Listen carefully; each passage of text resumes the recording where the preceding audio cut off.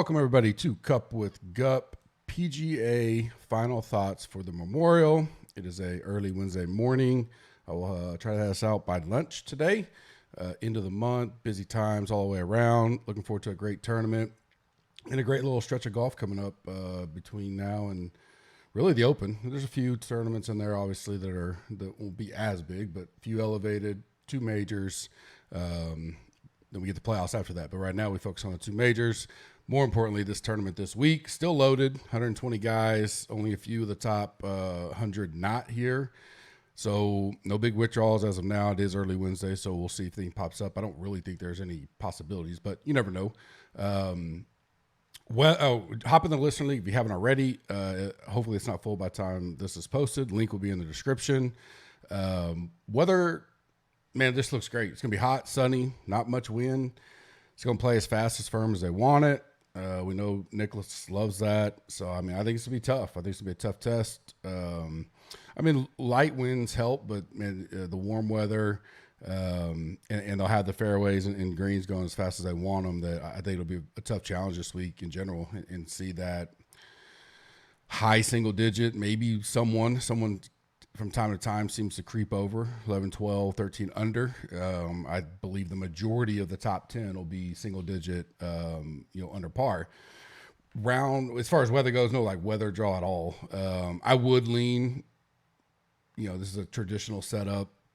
So I'd lean first on leader showdown stuff, probably lean going early. You get fresh greens, cooler weather, very, very little wind at all in the morning. It picks up a hair in the afternoon, nothing crazy. I just, if I can have the course fresh and a nice 70 degrees in the morning compared to, I think it may get up to 90, 92 or something tomorrow afternoon. So I lean that way for first round leader and showdown. That's about it. Main slate, I'm not factoring anything at all as far as weather goes. Trending to be the highest owned right now, we got Cantley, Rahm, Scheffler, X, Connors, Fowler, Scott, and Hatton. No real surprises there at all. It's not going to be crazy ownership either. I mean, this will be typical, like I talked about on Smash Factor. We'll see, 3, maybe 4 guys over 20%. I really don't envision anybody just getting super steamed up. We've had a few surprises in the last few weeks. But even then, it's been like the Fowler week. I think it was 2 or 3 weeks ago. And it was most people probably had him. I think I had him around 16, 17. He wound up being 23, which was the highest that week. But it still wasn't like we get someone up to crazy 30% or anything like that. You're going to have a few spots. Connors is going to stick out as being higher owned than most in that range. Fowler's right there with him. So those two, 7K range, there's some guys that are flirting with that 10, 11, 12% when there's a ton of guys that are going to be, 3, 4, 5, 6%. So those are spots where you can look to, get a little different. And then there's a few spots that are going to be for sure, probably clear leverage on the field. Rory Morikawa, Cam Young is coming in completely off the radar for everybody. Sung Jae, after his last couple weeks, there's some spots there that'll definitely be, hey, if you want to take the risk reward's there, it's certainly worth it. Some sleepers, low owned or lower owned than I thought initially. Day, we'll see how today goes. Just kind of catching up on podcasts and all that kind of stuff. I am behind on that, but man, I think he'll be fairly low owned, maybe even sub 10%.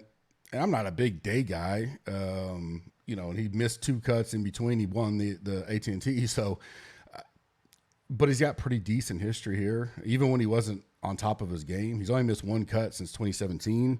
41st or 44th, 31st, 14th or 4th and 15th. He rates out well this week. I probably wasn't going to be on him at all, but if he's going to be low owned, then maybe, that's someone you go to. Not sure if I'm fully there yet. Just I'm not a big day guy in general, but I'll make some cuts up there in that range, and he could be a lower owned guy that I do like. Eric Cole, liked him Monday, sticking with him. He's going to be around 3, 4, 5%. In that 6K range. Just like his game in general, but that's a lower owned guy. For 6K range, there's going to be several I think that are going to be in that 4 to 6%. Really don't have anybody sticking out that could flirt with the 9% or 10%, which sometimes you can get this week just simply because there's only 120 guys, but there are several 6K guys that I have in that 5-6%, meaning there's more than one that people I think will go to, and so it kind of spreads it out there a little bit and lets you decide where you want to go for the week. Mitchell, hasn't been playing well. I think I talked about that on Smash Factor. Not the greatest results, but he's played good here in 2 top 22 finishes since the renovation. So that's a little bit of course history versus recent form, and he's made cuts and stuff. He just hasn't doesn't peak. You really need the irons to come around in that short game. But I got him 3 or 4% right now. I think that's a good leverage play. Bo Hostler, another guy I don't mind playing from time to time. He and the next guy I'm going to talk to, very boomer bust. He's only played this course. Well, no, he played it before. So before the renovation, 44th in a miscut. Then last year, a 32nd. Coming in 3 straight made cuts. Hasn't done much with them. But the upside's there. 7K going to be that 2, 3, 4%. I don't mind that. And then Cam Davis. Miscut last week, fairly high owned, coming off the 4th at PGA Championship. He's been playing pretty decent. He doesn't have the best history here. That's probably the only one concern. But at 7,700 for a guy that was one of the highest owned last week, he's going to be 5-6%. I don't mind that either. Some guys that have moved up for me, JT, kind of like Day, not a guy I go to a lot, and it's burned me at times, but I think he could be around that 11-12% this week, which is, maybe fair. He hasn't really played great, but hadn't played horrible outside of the putter. Deep dive, he looks really good. If he can get the putter together, he has decent results here, a 4th and 8th and 18th, a 42nd.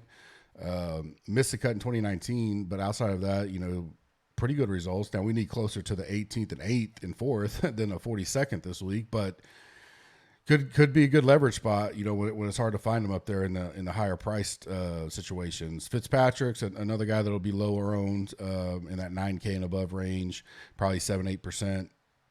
I like fast and firm and tough for him.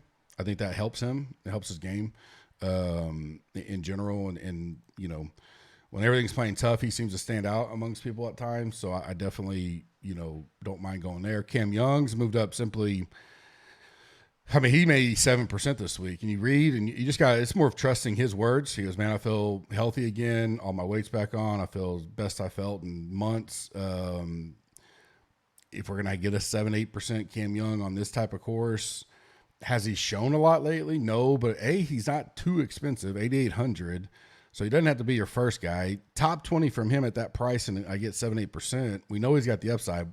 Don't forget, if you're looking at last year's results, he was 5 under going into the final round and shot 84. So, that was a horrible day. I remember it very well. Had a lot of them last year, but he played well around here, minus that one round. So he's risk reward right now. He definitely comes with that. But I think now you get at low ownership. You don't have to get too crazy on that type of play. KH Lee is the guy that's moved up for me as well. Deep dive stuff, continually looking in some of the stuff he's done here. Cheap, 7,300, 4-6% own. Nothing's going to be flashy, but 4 straight made cuts in recent form. He's made all 3 cuts here. Just never done anything great, especially on the weekend. So I don't mind him either. Guys moving down or fading. Seabass moving down. I don't know if I fade him. I still don't mind him. But, smash factor wise, he was up there potential. Could this guy make my core this week? Probably not getting there, but, he's not out of the picture as being in the player pool. McCarthy getting a lot of steam in the industry. And his overall game has gotten a lot better. So I get it. In that 7K range are just guys, because I want to get several pieces up top that are going to be a little higher owned. There's some of these 9, 10, 12% guys, especially in the 7K range and a few in the 8K range, that I'm going to fade to make my pool a little bit, differentiate a little bit there. Henley's the same way. You're getting steamed up. I could see him getting closer to 10, 12%, 13% by Thursday morning. I get it. Again, doesn't rate out horrible for me, but he's just a guy that I'll be, fading probably all the way. Lowry's a tough one. He's actually moved up in the deep dive and all that, but he's got a ton of steam, so he's up there in ownership. And so probably not a core for me, but definitely something I have to think about on, does he make the player pool, or is he a guy I cut out that saves me one of the top 3 owned in the 8K range right now for me? So that one's a little tougher, but he's definitely, moved down mainly with a mix of where he's at on the rankings plus ownership projections. Keegan Bradley, a guy that's moved down for me, and he's another guy. 7K range is going to get 9, 10, 11%. I'm going to cut out of several of those 9, 10, 11% guys and play the 3 or 4% guys mixed in with some of my, chalkier plays up top. And then the mid range hopefully gets me home to some good lineups. Staying strong for me, Cantley, X, Benion, Hatton. Still like all those guys, all of them potential core plays for me this week. Leverage plays, up top, clear. Rory will probably be the lowest owned. I do see a situation where people see that and they go, well, I'm going to play Rory if he's going to be the lowest owned by a pretty decent margin. And he gets a little steam. I just still find it hard for people to get comfortable clicking that when you can just pay a little more for a ROM, drop down. Xander's going to be popular. We'll see, though. I still think he's the lowest owned when it comes, to final numbers. Fitzpatrick and Day, well, right now I got them as the lowest owned in the 8K range. Sam Burns and Cam Young, lowest in the 8K range. Underdog, price picks, links in the description, dollar for dollar match up to $100. Use code GUP. Underdogs got their Thursday 3 put up, 20K pot, $5 to enter. Only 13% full right now. Now it's Wednesday morning early, so still got a full day, but monitor that. It's fun. Several people do it in the Slack, especially now they moved back. They flirted with the price. They had it as $6. They had it as $10. We had feedback that we gave them, based on the Slack members saying, man, we love the $5 one. So they moved it back to $5 last couple of weeks. You can go check that out. They have numerous NFL best balls up now, including their $15 million pot one. You can get in there, start looking at those. And I'm sure they'll have some big, stuff coming out as we get closer to the next major in a couple weeks. Prize picks, my round 1 plays. They have a special. You can take Jokic over 0.5 point tomorrow night. So that's going to be the first one I put in there. So we'll have round 1 finish, and then you'll have to sweat him scoring 1 point. I would assume that happens unless some kind of injury like on the opening tip or something. Cantley over Rory, birdie or better. Hatton over Dietrich, birdie or better. Siwoo over Power, birdie or better. Kuchar over Lanto, birdie or better. Mitchell over Kitayama, birdie or better. So those are my 6 for round 1. I'll have round 2 out tomorrow night when I release my round 2 matchups on the site. My final 5, one and done. Hatton, Fitzpatrick, Xander, Cantley, Young. And I'll asterisk it by saying if you have Scheffler or Rahm, they're certainly viable this week, especially with the big pot up top. Most people will probably burn them by now. I think I have one left in one of my 3. I can't remember which one it was, but always in this type of tournament, you could take either one of them and be fine. But if you burn those other 5 are the ones I like for this week. If you'd like to come check out the site, links in the description. Lowered the prices a few months ago as we rearranged everything. Feel like we're pricing the market really well.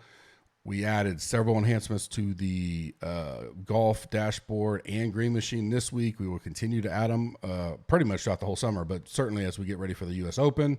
Lots of good stuff coming there. Come check us out. Links in the description. You can see all the prices on the site there. Hope you guys have a great Wednesday. I will be back tonight with Kenny Kim for E9 per usual on an elevated event, and we'll talk to you soon. Thanks.